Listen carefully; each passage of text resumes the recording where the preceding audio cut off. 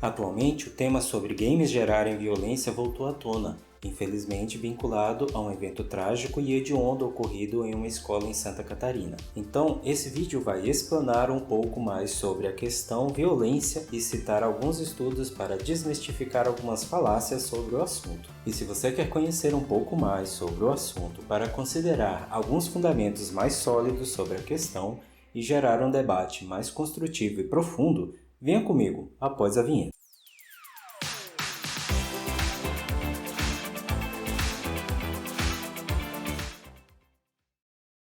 Sejam todos bem-vindos, eu sou o Elf, seu apresentador e guia no mundo tão incompreendido dos games. Mas antes de tudo, vou deixar bem frisado aqui que o canal Central Pop e seus integrantes não apoiam nenhum ato de violência e todas as questões abordadas aqui serão fundamentadas em estudos e notas que poderão ser acessadas por nossos inscritos em casos de dúvidas. Aproveito para pedir que se inscrevam e deixem um like caso gostem desse tipo de conteúdo.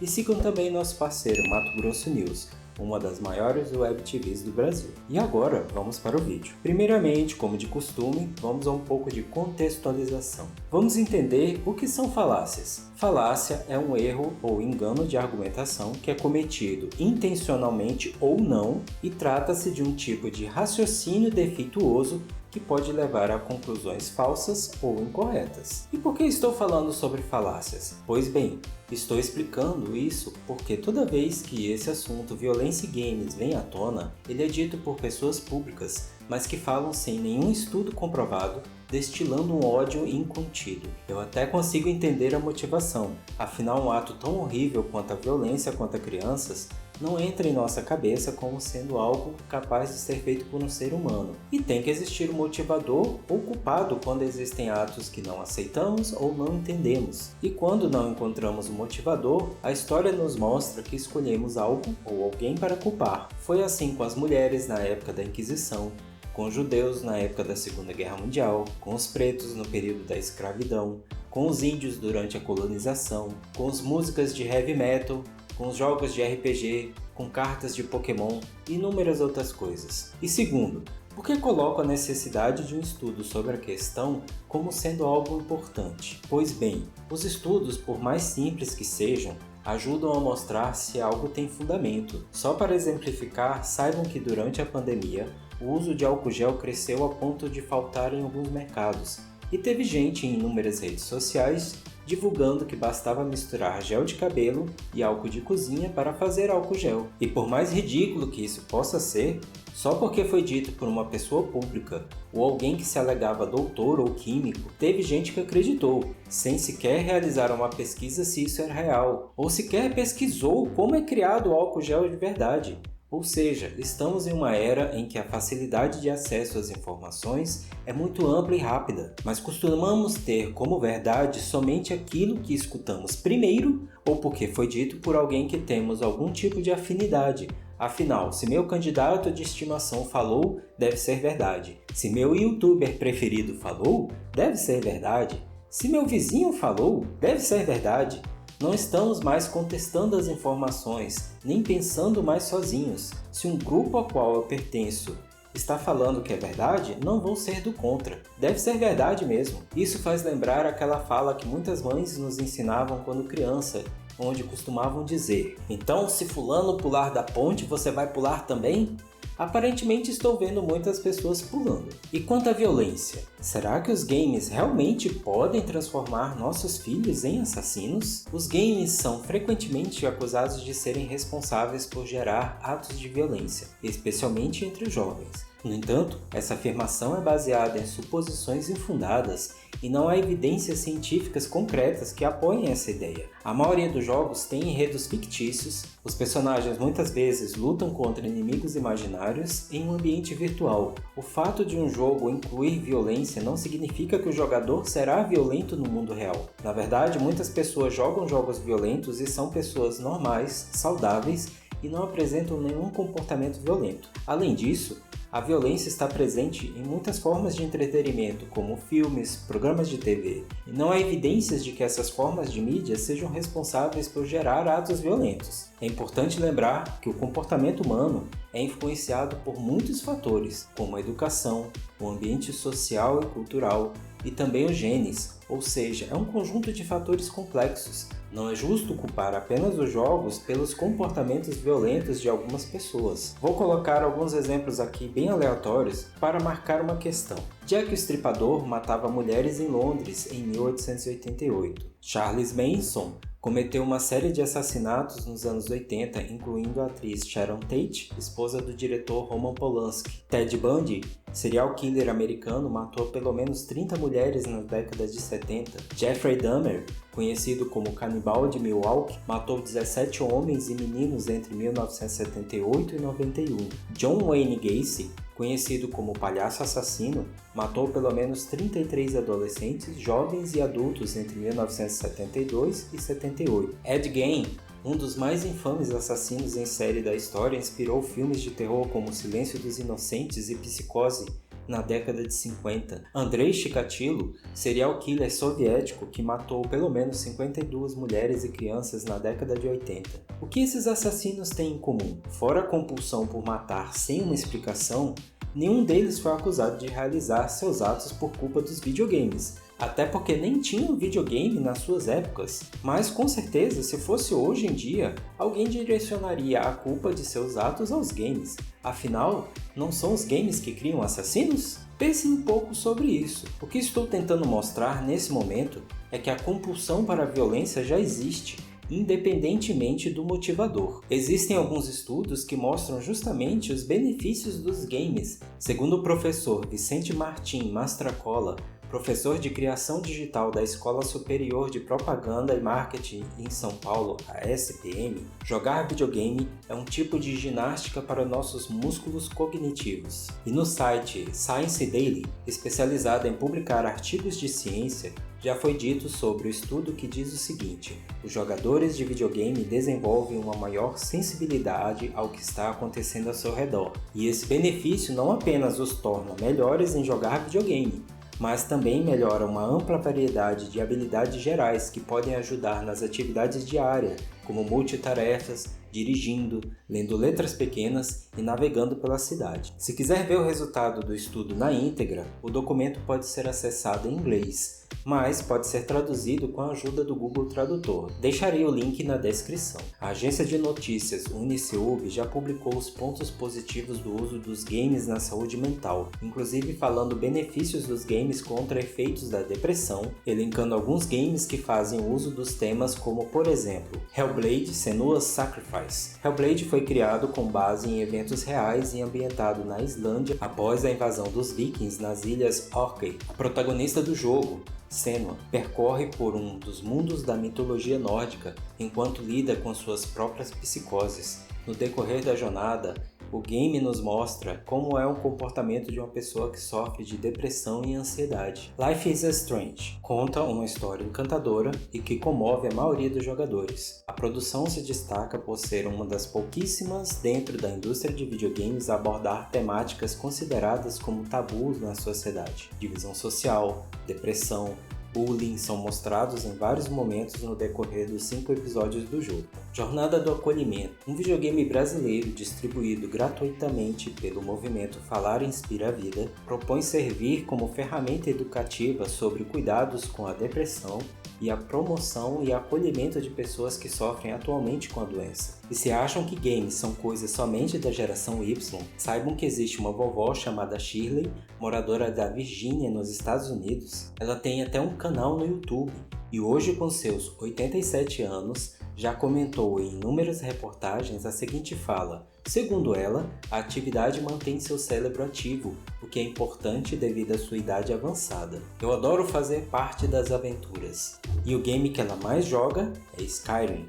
Outra questão que ficou bem em evidência foi com relação à não existência de jogos que falem de amor, pois vamos ver alguns. Entre eles temos It Takes Two, é uma jornada cooperativa de plataforma com uma história baseada no amor e no perdão. Final Fantasy X tem um grande foco narrativo que combina história tradicional de aventura com um arco de descoberta do amor. Stardew Valley, game estilo fazendinha, mas enquanto cuidam de suas terras, os jogadores devem lidar com desafios da vida vida real, buscando casamento, a construção de uma família e a paz de ter um lar sólido. Concrete Genie traz uma aventura emocionante onde um jovem garoto deve mudar o mundo ao seu redor e semear as cores, na tentativa de evitar que as ruas e becos sejam tomadas pela degradação. Last Day of June é uma história sobre amor e perda. O título propõe vários dilemas aos jogadores e oferece o máximo de imersão para que seja possível sentir cada emoção. Never Alone,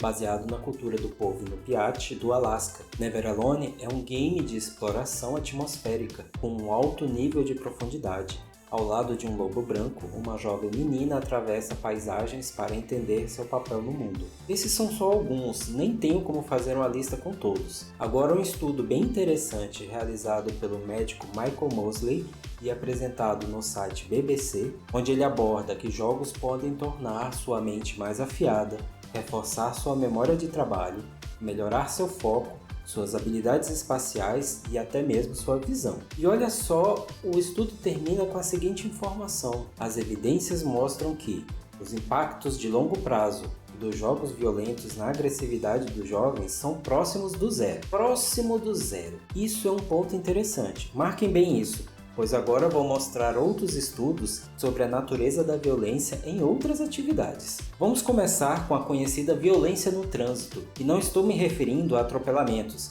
e sim aquela violência sem sentido, que é quando a pessoa chega a sair do seu veículo para brigar por motivos banais. Segundo a matéria publicada em A Gazeta, a causa da violência no trânsito pode ser relacionada a uma sensação de desamparo das pessoas que buscam formas de se sentirem mais protegidas, fazendo do ataque a defesa, mas fica nítido que é a falta de diálogo e de respeito que impera. Segundo dados de estudo do Ministério da Saúde, DataSUS, a cada hora, em média, 5 pessoas morrem no país vítimas de discussões e brigas no trânsito. E olha só, vamos frisar esse ponto. 5 pessoas morrem por hora no país por brigas de trânsito. Nem preciso fazer contas para saber que isso deve ser mais do que perto de zero. Segundo o site Estadão, existe até uma lista de infrações que mais causam brigas no trânsito.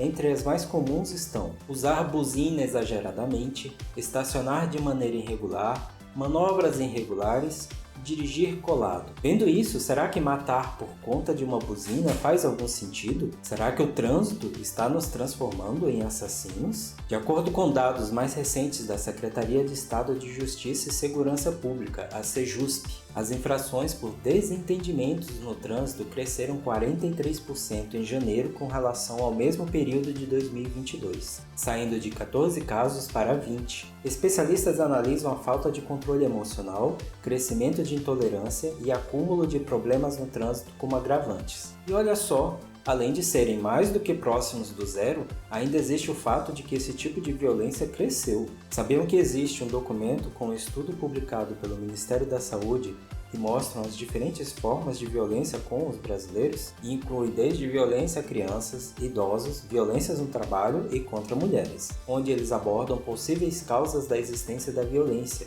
e até propõem alguns estudos que devem ser melhor levantados, como por exemplo, a ideia de causalidade complexa da violência, com ênfase no imbricamento de fatores históricos, contextuais, estruturais, culturais, conjunturais, interpessoais, mentais e biológicos. Basicamente pede que vejamos que a violência não é marcada simplesmente por uma única questão.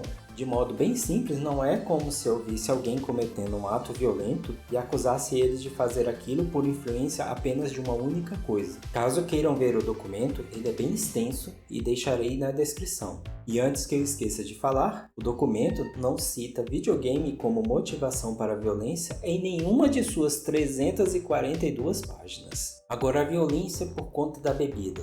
Sabiam que existem estudos também sobre violência por conta do alcoolismo?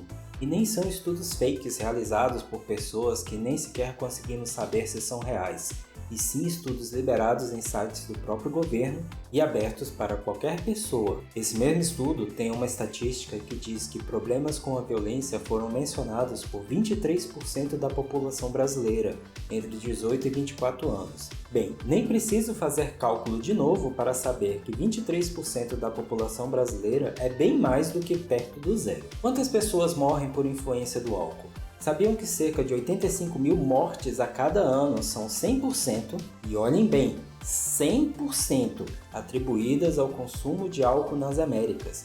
Isso é uma constatação no estudo da OPAS, que é Organização Pan-Americana de Saúde, pertencente à OMS, Organização Mundial de Saúde, em estudo de 12 de abril de 2021. E agora o mais polêmico: violência dentro e fora dos estádios por conta de futebol. Existe mais uma vez estudos do governo, dessa vez vindo do Ministério da Justiça, que falam sobre a violência por conta do futebol. E conforme reportado em texto da Jus Brasil, só em 2007 a 2011 foram registrados 73 óbitos. E isso só em estádios. Sabia que existem estudos que mostram que ocorre um aumento de violência doméstica contra mulheres em dias de jogo de futebol? Não acreditam?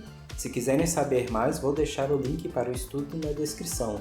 E não foi qualquer um que fez, mas sim um estudo feito pelo Instituto Avon. O próprio Senado já mostrou que não é capaz de conter a violência vinda do futebol, conforme notícia no próprio site. Agora vejamos alguns fatos sobre o caso que gerou o direcionamento do ódio aos games. Primeiro, o assassino já possuía passagem na polícia por porte de drogas, lesão e dano, segundo a Polícia Civil. Interessante isso.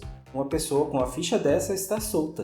Seria culpa do Estado ou dos games? Outra coisa, a história de que esse monstro jogava games surgiu nas redes sociais. E convenhamos, como mostrei no início do vídeo, as redes sociais não têm um histórico muito considerável de veracidade de informações. E segundo a própria Polícia Civil de Santa Catarina, não foi encontrado nenhuma, e friso bem, nenhuma relação com jogos eletrônicos. Eu escuto direto as pessoas falando: vamos proibir os jogos eletrônicos, nossos filhos estão sendo influenciados pelos jogos violentos. Só falta as pessoas irem nas ruas como naqueles filmes de monstros em que as pessoas saíam com tochas e ancinhos para matar as bruxas e vampiros. Mas ninguém fala do futebol. Morreram 4, 8, 10, 20 pessoas em brigas e deve ter sido fatalidade. E outra coisa, se você é pai, mãe ou responsável por uma criança e ela está jogando games violentos, sabia que a capa dos games existe uma indicação de faixa etária? Pois bem, pode ser novidade para você. Afinal, seu filho joga games fora da faixa etária indicada para ele. Acredito que se ele tiver menos de 18 anos, provavelmente não foi com o dinheiro dele que ele comprou. Só pode ter sido você, pai, que comprou para ele.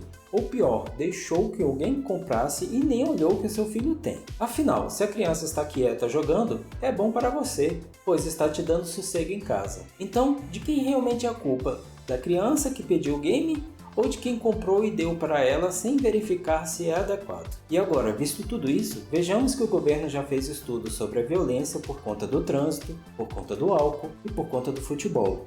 Mas nunca fez estudos por conta de videogames. E mesmo com estudos que comprovam estatisticamente um número gigantesco de casos, não se escuta ninguém falando: vamos proibir a bebida, vamos proibir os carros, vamos proibir o futebol. E antes de encerrar, depois de ver esses diversos estudos e reportagens que mostram a falta de evidência entre relação de jogos eletrônicos e violência, e que outras atividades da nossa cultura têm mais mortes e violência do que os videogames, é difícil acreditar que ainda existam pessoas que se apoiam em opiniões não fundamentadas para defender o contrário. Mas em meio a pessoas que acreditam que a Terra é plana, até compreendo. Triste, mas compreendo. E se você é uma dessas pessoas que compra o ódio dos outros como o seu, tente repensar seu comportamento e evite direcionar sua fúria implacável baseando-se em argumentos sem embasamento ou fontes únicas de comprovação. O mundo não deveria funcionar assim, na era atual de amplo conhecimento. Ao invés disso, sugiro que tentem se informar melhor sobre o assunto e tomem sua decisão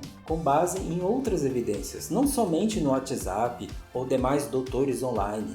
Nós somos capazes de fazer melhor do que seguir cegamente a opinião dos outros. Então façam melhor. Não esqueçam de seguir nosso canal, fiquem bem e até a próxima.